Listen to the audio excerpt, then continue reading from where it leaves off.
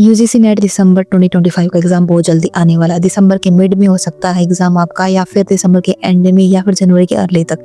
इससे ज़्यादा लेट नहीं जाएगा, तो अपनी प्रिपरेशन पे बहुत जल्दी फोकस करना स्टार्ट कर दो। अगर आपने प्रिपरेशन स्टार्ट नहीं किया है तो ये वीडियो मैंने आपके लिए ही बनाई है। ये कंप्लीट वीडियो पेपर 1 के रिगार्डिंग रहने वाली। इस वीडियो मैंने आपको स्टार्टिंग से लेके एंड तक मैंने कंप्लीट अपना एक्सपीरियंस के साथ इस वीडियो में बताया है कि आप अपने पेपर 1 को कैसे स्टार्ट कर सकते हैं।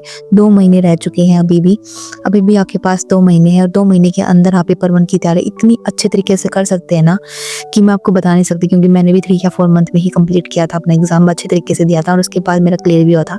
तो ये वीडियो कंप्लीट आपके लिए, अगर आप पेपर 1 करना चाहते हैं अच्छे तरीके से। अभी भी आपके पास 2 महीने बचे हुए हैं और आप अपना एग्जाम दिसंबर के एंड पे दे सकते हैं और क्लियर भी कर सकते हैं। स्टार्ट करने से पहले मैं आपको बता दूं कि अगर आपको ये वीडियो अच्छी लगी तो लाइक करो, कमेंट करो, शेयर करो, and don't forget to hit the subscribe button, follow for more. You are watching the live and loops and I am Miss Nishu. Let's keep learning together. UGC NET के अंदर 2 paper होते हैं, paper 1 and paper 2। Paper 1 के अंदर 50 questions रहेंगे, paper 2 के अंदर 100 questions रहेंगे। एक क्वेश्चन 2 मार्क्स का रहता है, तो आपको पता लग गया होगा कि 300 मार्क्स का पेपर रहता है। 3 आवर के लिए टाइम ड्यूरेशन रहेगा, इसमें कोई भी नेगेटिव मार्किंग नहीं है। पेपर 1 एंड पेपर 2 के बीच में आप स्विचिंग भी कर सकते हो, ऐसा कुछ नहीं है कि 50 क्वेश्चंस करने के बाद ही आप पेपर 2 पे जाओगे, ऐसा नहीं है। पहले आप पेपर 2 भी स्टार्ट कर सकते हो एंड बीच में आप पेपर 1 भी स्टार्ट कर सकते हो। सीबीटी मोड रहता है, तो आप स्विच भी कर सकते हो, यार कोई भी नेगेटिव मार्किंग नहीं है, तो ये बहुत ज्यादा बेनिफिट आपके लिए। अब जो आज का मेन टॉपिक है पेपर 1 के अंदर क्या आता है, स्टडी मटेरियल कहाँ से मिलेगा, ये सारी चीजें इसकी रिगार्डिंग मैंने ये वीडियो बनाई है। तो अगली बार स्टार्ट कर रहे हो या फिर पेपर 1 आपने पढ़ा नहीं है, तो आप अभी स्टार्ट कर रहे हो, तो मैं आपको पहले ही बता दूं कि पेपर 1 के लिए आपको 3 या 4 घंटे देने पड़ेंगे डेली के डेली, कि आपके पास सिर्फ और सिर्फ 2 महीने बचे, यानी कि हम 60 डेज को लेकर चल रहे हैं। 60 डेज में 40 डेज आपको तैयारी करनी है, यानी कि आपको कंसेप्ट बिल्ड करना है। जितनी भी सारी यूनिट्स हैं उन सारी यूनिट्स को पढ़ना है, जितनी भी यूनिट्स है ना इसके अंदर, वो सारी यूनिट्स को पढ़ के क्लियर दो। पेपर 1 के अंदर 10 यूनिट आएंगे, teaching aptitude, research aptitude, communication, comprehension भी आएगा 10 नंबर का, यानी कि रीडिंग कॉम्प्रिहेंशन जो आता है, जिसके अंदर 5 क्वेश्चन आएंगे। जैसे मैं पहले ही बताया था कि एक क्वेश्चन 2 नंबर का आएगा, तो इसका मतलब कॉम्प्रिहेंशन के अंदर 5 क्वेश्चन आएंगे। आपको ये समझ में आ ही गया होगा। इन सारी यूनिट्स को हमने 1 बाय 1 कवर करना है। डीआई भी आएगी, यानी कि डाटा इंटरप्रिटेशन, जिसके अंदर मैथमेटिक्स वगैरह लगाते हैं हम, असाइनमेंट डाटा का यूज करके क्वेश्चंस को सोल्व करना है। वो भी 10 नंबर का आएगा, जिसके अंदर 5 क्वेश्चन आएंगे। उसके बाद higher education and Indian logic आता है, दोनों को मिला के 6 या 7 क्वेश्चन बनते हैं। उसके बाद अगर हम बात करें तो मैथमेटिक्स एंड रीजनिंग आएगा। उसके बाद लॉजिकल रीजनिंग भी आता है, पीपल डेवलपमेंट एंड एनवायरनमेंट। ये सारी 10 की 10 यूनिट पेपर 1 के अंदर रहती है।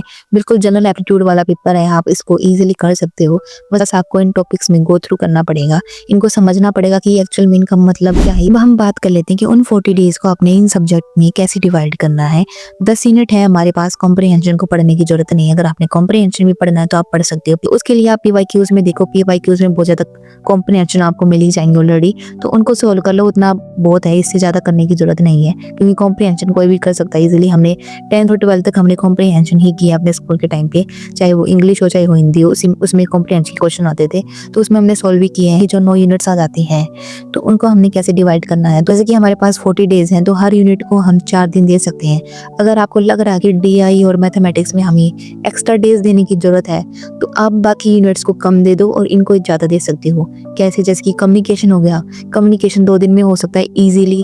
उसके बाद अगर लॉजिकल रीजनिंग की बात करें तो लॉजिकल रीजनिंग भी बहुत इजीली हो सकता है। अब उसके बाद अगर बात करें मैथमेटिक्स एंड रीजनिंग हमने नहीं सीखी है, तो उसको आप 2 दिन दे दो, मैथमेटिक्स को आप 4 दिन दे दो। कैसे, हमने कम्युनिकेशन के 2 दिन कम किए हैं, तो हम मैथमेटिक्स में वो 2 दिन हम ऐड कर सकते हैं। मैथमेटिक्स के अंदर ऐसे कुछ फिक्स टाइप के क्वेश्चंस होते हैं जो कि फिक्स टाइप की यूनिट्स के अंदर ही आते हैं।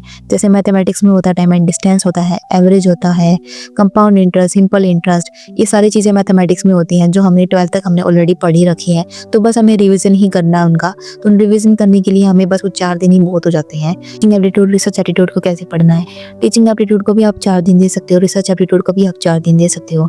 ऐसे ही पीपल डेवलपमेंट एनवायरनमेंट को हायर एजुकेशन के साथ साथ इंडियन लॉजिक पे आता है, दोनों को मिला के 6 या 7 क्वेश्चन बनते हैं, तो हमें कंप्लीट उसे नहीं छोड़ना। मैंने इंडियन लॉजिक छोड़ा था, लेकिन उसके बारे में हम आगे डिस्कस करेंगे ही। तो अगर आपको अभी भी लग रहा है तो वो डेज कम है, तो आप किसी और यूनिट को कम टाइम देकर इस यूनिट को ज्यादा फोकस कर सकते हो। बस हमें ये याद रखना है कि 10 की 10 यूनिट नहीं करनी है। अगर आपने 10 की 10 यूनिट उठानी है, उठा सकते हो। मैंने 10 की 10 यूनिट को नहीं टच किया था, मैंने सिर्फ और सिर्फ 8 यूनिट को प्रिपेयर किया, क्योंकि इंडियन लॉजिक मेरे सिर के ऊपर से गई थी, क्योंकि इतने ज्यादा बकवास वर्ड है उसकी, मुझे नहीं समझ में आते। तो आप इंडियन लॉजिक जैसे यूनिट्स को छोड़ सकते हो, क्योंकि उसके अंदर 2 क्वेश्चन ही आएंगे, यानी कि 4 नंबर के आएंगे, तो 4 नंबर आप छोड़ सकते हो।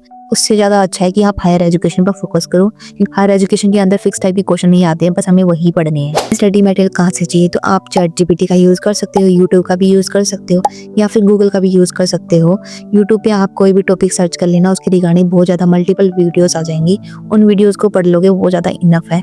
अगर आपको लग रहा है कि अभी भी आपने टीचिंग एप्टीट्यूड, जैसे कि हमने टीचिंग एप्टीट्यूड को सर्च किया था, उसको करने के बाद भी आपको लग रहा है कि आपने अभी भी बहुत कम किया है, तो उसके बाद आप मैराथन लगा सकते हो लास्ट के 20 डेज में। पहले आप कंसेप्ट तैयार कर लो, कंसेप्ट तैयार होने के बाद आप लास्ट के 20 डेज में मैराथन लगा सकते हो। मैराथन लगाने के बाद आप और ज़्यादा आपके दिमाग में वो चीज़ें सेट हो जाएंगी और क्लियर भी हो जाएंगी कि आपने कितना पढ़ा है और आपने कितना पढ़ना बाकी है। तो अब हम देख लेते हैं कि आपने स्टडी मटेरियल गेन किया, आपने इस सब्जेक्ट को कैसे 1 बाय 1 कवर करना है, वो भी 40 डेज के अंदर, क्योंकि जो लास्ट के 20 डेज बच जाते हैं उसके अंदर आपने प्रैक्टिस करनी है, रिवीजन करनी है, PYQs लगानी है, मॉक टेस्ट लगानी है, ये सारी रिवीजन ये सारी चीज़ें आपने करनी है। तभी आपका पेपर 1 बहुत ज़्यादा स्ट्रॉन्ग बनेगा, आपका कंसेप्ट स्ट्रॉन्ग बनेगा। हमने कंसेप्ट को स्ट्रॉन्ग भी बनाना, हमने रिवीजन भी करना है, ये सारी चीज़ें हम लास्ट के 20 डेज में करेंगे। लेकिन उससे पहले जो 40 डेज हैं उसके अंदर हमने सारी चीज़ों को पढ़ना है, समझना है। मैंने यूट्यूब से ही स्टडी मटेरियल बनाए थे, मैं आपको दिखाती हूँ कि मैंने यूट्यूब से कैसे स्टडी मटेरियल बनाए थे अपने हर सब्जेक्ट के लिए अलग अलग